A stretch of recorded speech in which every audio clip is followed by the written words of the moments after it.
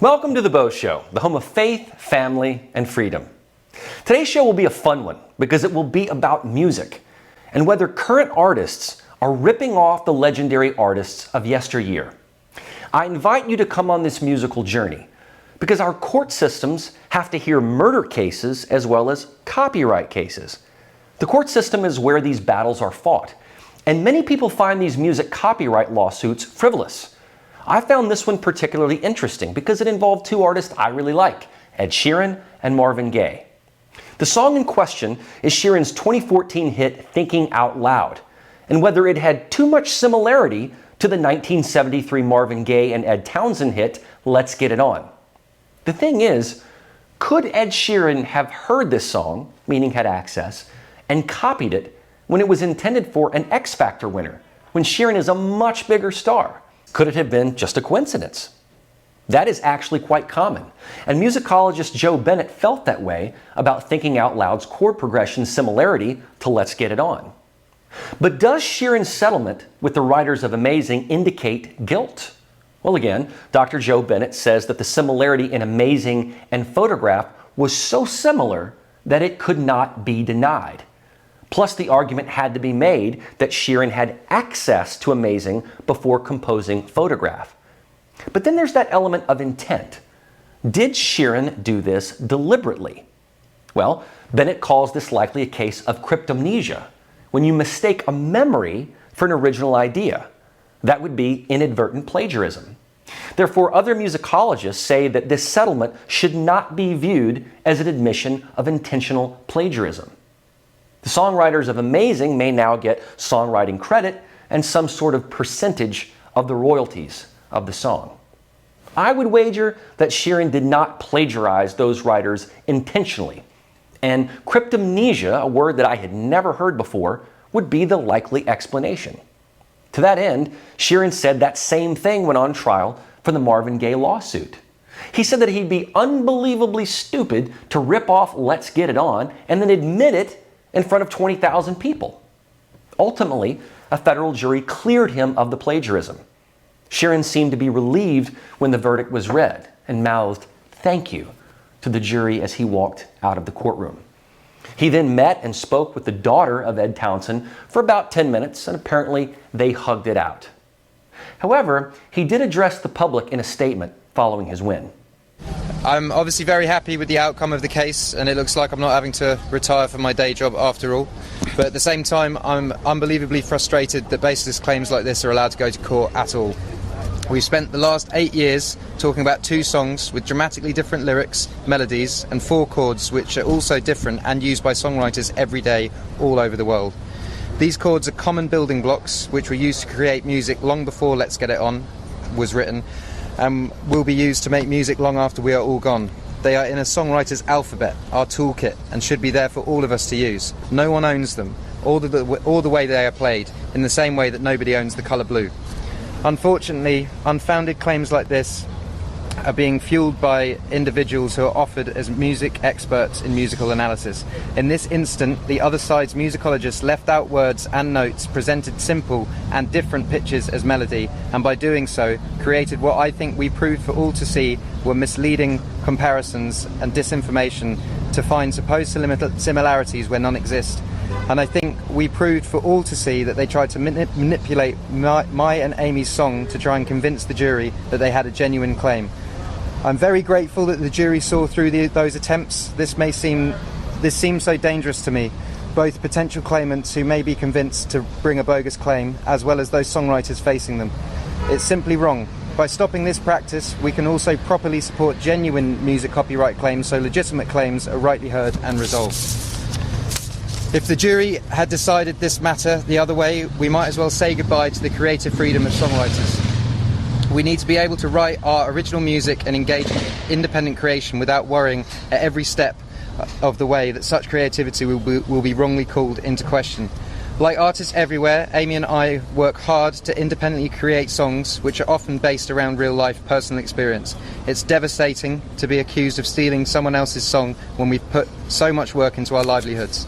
I'm just a guy with a guitar who loves writing music for people to enjoy. I am not and will never allow myself to be a piggy bank for anyone to shake.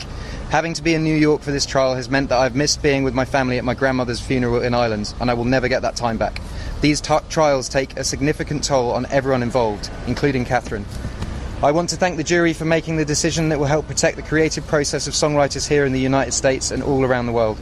I also want to thank my team, these guys, who supported me throughout this difficult process, and to all the songwriters, musicians and fans who've reached out with messages of support over the last few weeks. And finally, I would like to thank Amy. Neither of us ever expected that 9 years ago, from our wonderful writing session, that we will be here having to defend our integrity. Amy, I feel so lucky to have you in my life. Thank you. We need songwriters and the wider community to come together and bring back common sense. These claims need to be stopped so the creative process can carry on and we can all go back to making music. And at the same time, we absolutely need trusted individuals, real experts, who help support the process of protecting copyright. Thank you. This was a powerful message. He said that he's not a piggy bank to shake. I thought that was poignant. He said that the plaintiffs used musicologists to try to twist and distort his song into something that it was not, which confuses a jury that may be naive to this sort of thing. That reminded me of the so-called expert in the Michael Peterson case, who said he'd provided analysis for hundreds of blood-spattering cases when he actually had done it for only about 5. So he perjured himself. But his expert analysis influenced the jury. Sheeran said that he missed his grandmother's funeral in Ireland to be present for this case, which he says is baseless, and I agree with him.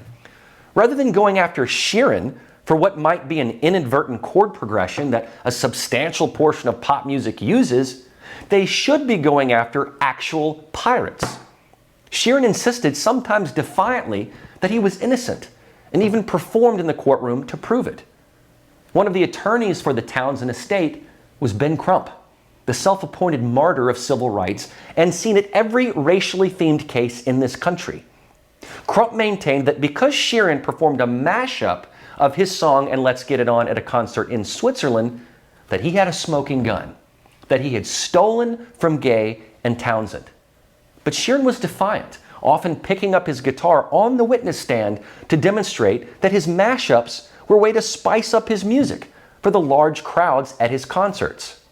And I remember Billy Joel doing the same thing live when he sang The Lion Sleeps Tonight, or even the Beatles' A Hard Day's Night in the middle of his song River of Dreams.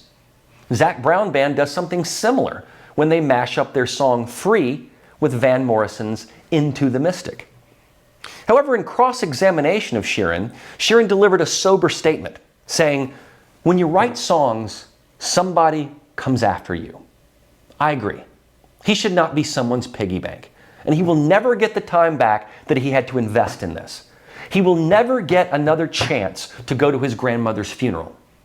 And Catherine Townsend Griffin, the daughter of the late songwriter, said she didn't want this to go to trial, but she had to protect her father's legacy. But my guess is it was the lawyers who pushed it all along.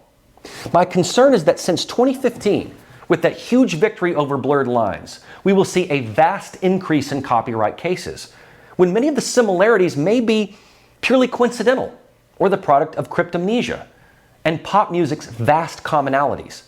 When cases become so litigious, it will make record labels balk so that they don't get sued, which then reduces the amount of songwriters they will retain, and then in turn, it will stifle the creativity of the songwriters themselves. Musicologist Christian Seidel noted that because these cases are now more common, and in particular being brought by one specific lawyer, it creates a profit scheme. This is a lucrative enterprise to be had. And who was the other lawyer representing Townsend? Benjamin Crump, a true ambulance chaser, a person who is Al Sharpton and Johnny Cochran 2.0, much to gain, including fortune and fame. And the American court system differs from the British system in that in America, a relatively uninformed jury makes a decision, whereas in the UK, a relatively knowledgeable judge makes that decision. If I take 12 people off the street and ask them if 2 songs sound similar, it won't be too hard to prove. They will be much easier to convince than one judge who has heard a variety of these types of cases.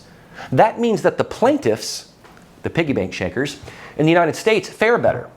25% of the #1 singles in the United States in the past 60 years were written in the key of G.